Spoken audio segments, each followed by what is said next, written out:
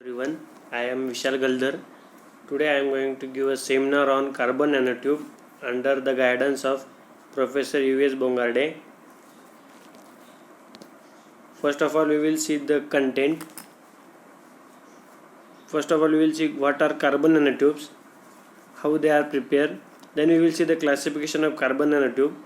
Then we will see the synthesis of carbon nanotube, how carbon nanotubes are prepared, what are their techniques. Then we will see the properties of carbon nanotube. Then we will see the advantage and disadvantage of this carbon nanotube. Then we will see application where these carbon nanotubes are used, and then finally we will see the conclusion. Let's start. We will see first of all what are carbon nanotube.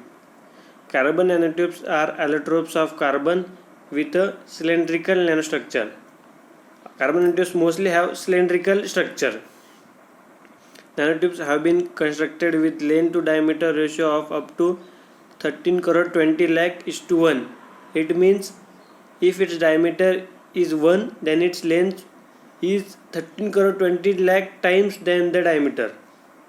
They have unusual properties which are valuable for nanotechnology, electronics, optics and other fields of material science and technology.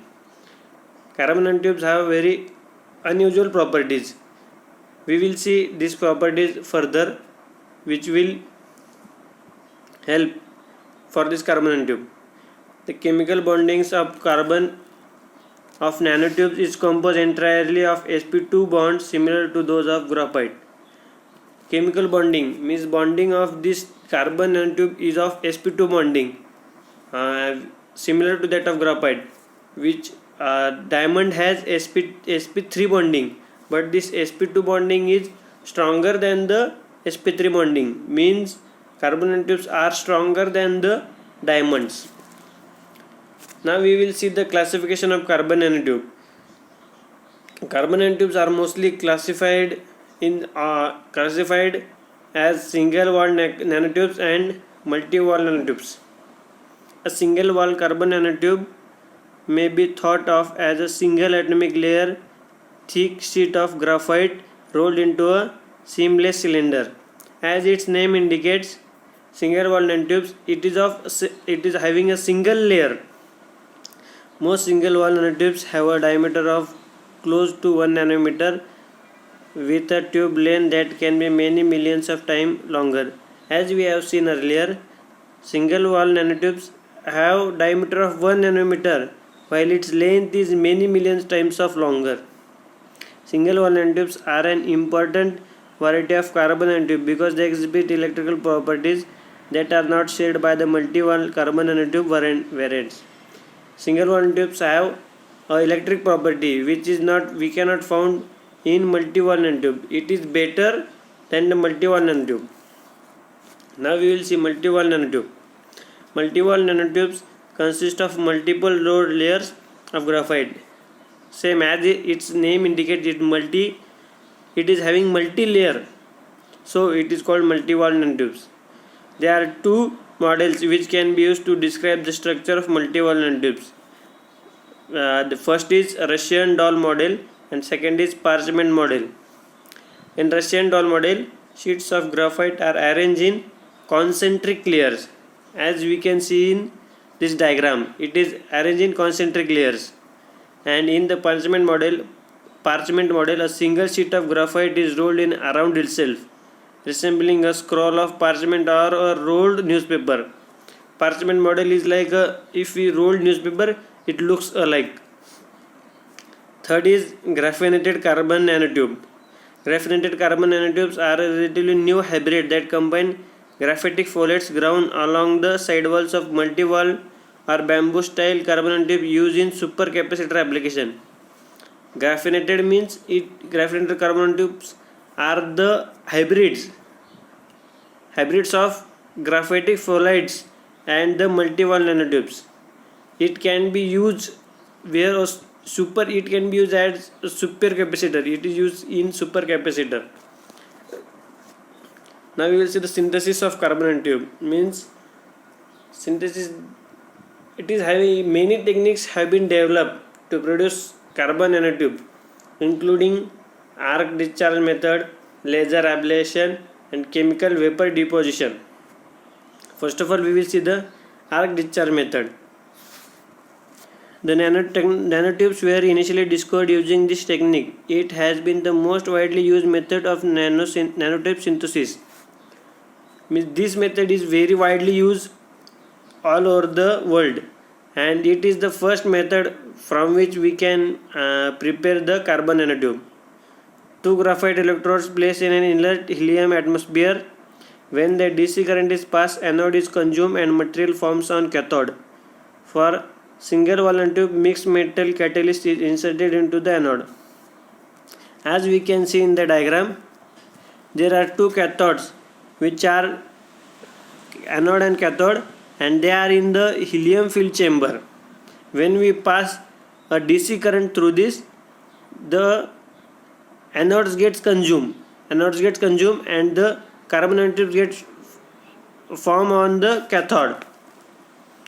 And if we produce single wall nanotube, mixed metal catalyst is inserted into that anode so that it gets consumed. Now we will see the laser ablation. In the laser ablation process, a pulse laser vaporizes a graphite target in a high temperature reactor while an inert gas is bled into the chamber. Nanotubes develop on the cooler surface of the reactor as the vaporized carbon condenses. A water-cooled surface may be included in the system to collect the nanotubes. As we can see in the diagram, it is having graphite target, a laser, air gas and water-cooled CU collector. When the laser beams falls on this graphite target, these carbon nanotubes get collected over this water cooled CU collector, and we will get the carbon nanotubes. The laser ablation method yields around 70% and produce primarily single walled carbon nanotubes with a controllable diameter determined by the reaction temperature. This laser ablation process is used to prepare the single wall carbon nanotube, and it yields about 70%. Chemical vapor deposition. Third process. During chemical vapor deposition, a substrate is prepared with a layer of metal catalyst articles, most commonly nickel, cobalt, iron or a combination. The substrate is heated to approximately 700 degrees Celsius. To initiate the growth of nanotubes, two gases are bled into the reactor. A process gas such as ammonia, nitrogen or hydrogen, and a carbon containing gas such as acetylene, ethanol or methane. Nanotube grows at the site of the metal catalyst. The carbon containing gas is broken apart at the surface of the catalyst particle, and the carbon is transported to the edge of the particle where it forms the nanotube. As we can see, a gas is inserted from one side of that tube.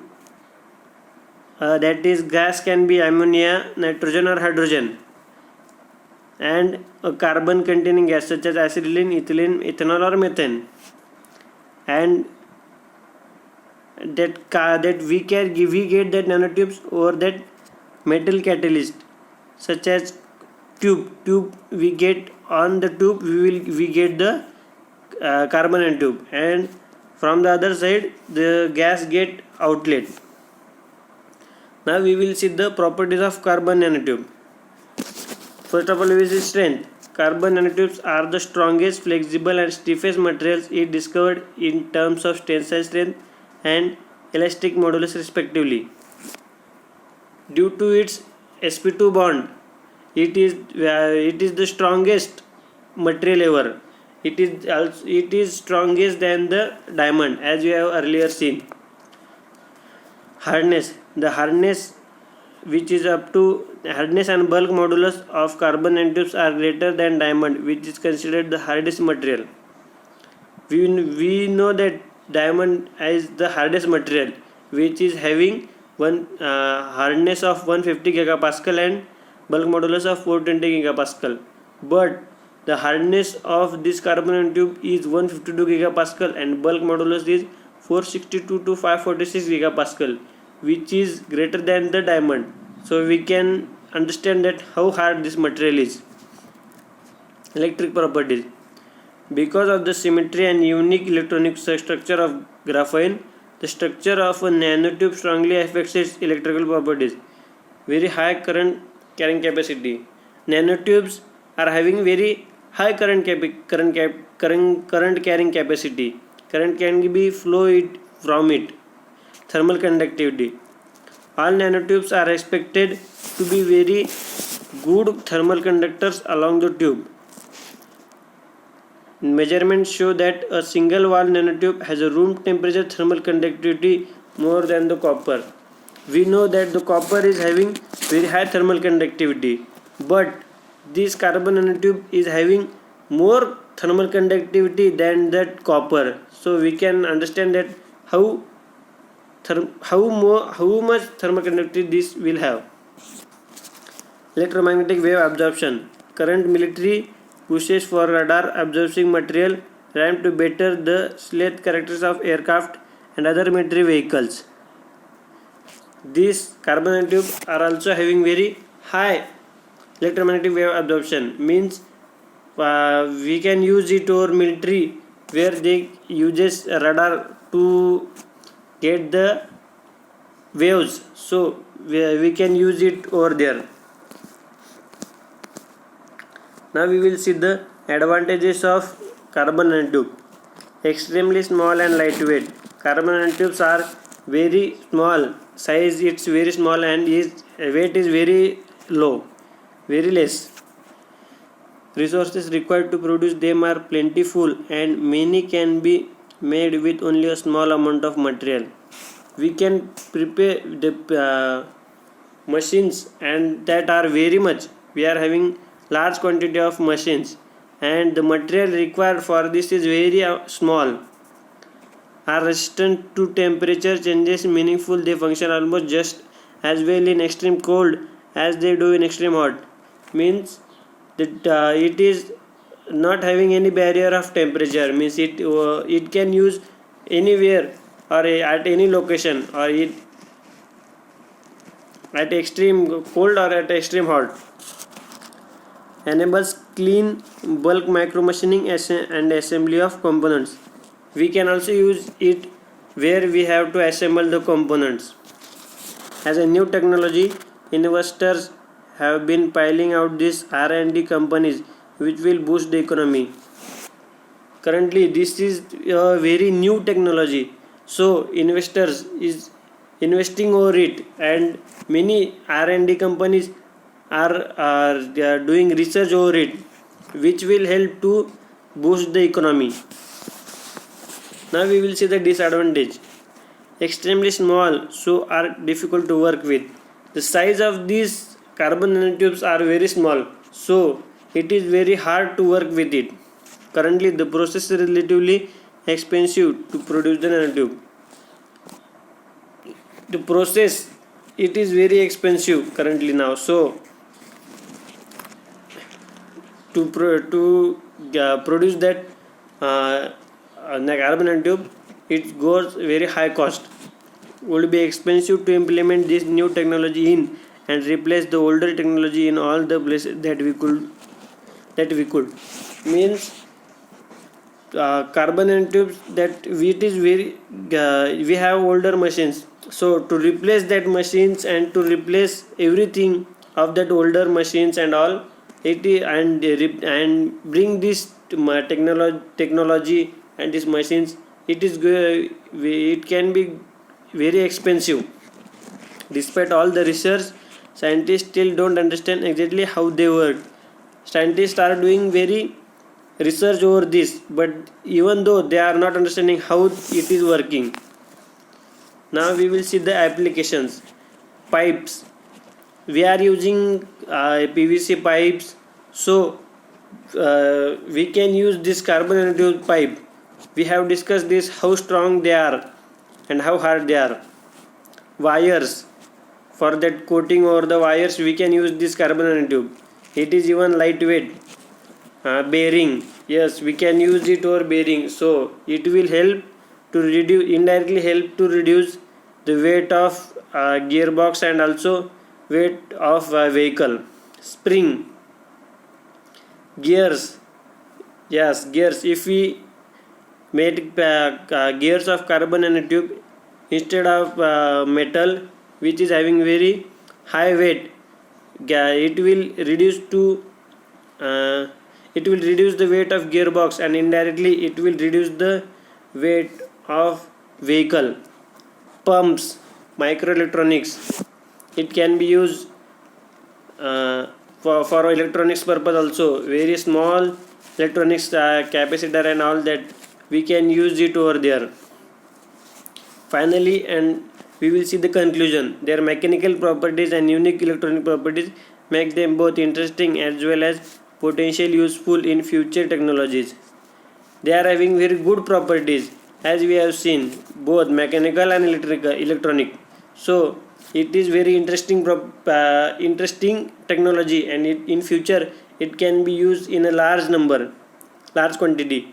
Significant improvement over current state of electronics can be achieved if controllable growth is achieved. Growth conditions play a significant role in deciding the electronic and mechanical properties of carbon nanotubes. Growth mechanism yet to be fully established. Thank you.